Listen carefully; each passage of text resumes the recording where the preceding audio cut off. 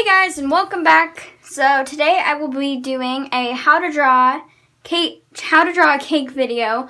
So this was requested by a friend named Aloe. So hi Aloe, if you're watching. I'm glad you requested this because this is a really fun picture to draw. So let's get on to the video. So for the cake is you want to start about at the halfway point of your page and start on the first layer of the cake. So first, for the first layer of the cake, do a little curve. You can make it rounded out or how thick you want it. It doesn't have to go far down. And then on the other side, you want to do another curve and go down the same way you did for the first curve and down. So after you've done those, a big dip where the two sides of the cakes are. And that's the first layer. And as you can see, the first dip, you want to take the bottom and do that same dip. So now that you've done the two dips and the sides of the first layer, the second layer, you want to start where the dip starts and the dip ends and do the same curve and then the same dip. And that's the second layer done. And so for the third layer is you want to do the same curves, but except this one, you want to round out a lot more. You still want to go straight down, but you want to round out the curve a lot more. You can darken it if you want, but don't go all the way up for the curve. You want to more so go like this. Do the same thing for the other one. And I'll show you why you want to round out these curves a little more. You want to do the same dip that you did on the other two layers. And then for the top, since we rounded it out, you want to take these edges. You want to go above the dip. And you want to make this circle looking shape above the cake. So this is what your cake layers should look like. And so now we're going to do the platter that the cake's been holding up on. So for the platter, you want to take where the edges, these two edges of the cakes, and put two lines that are diagonally going down from your page. And you want to make them a little bigger, just a curvy diagonal line. And then round out the edges of these ones, of these edges, and do a bottom piece of the platter. And I find what works best is if you do a couple different lines on how you want it to look. This might take a little bit of work to get right.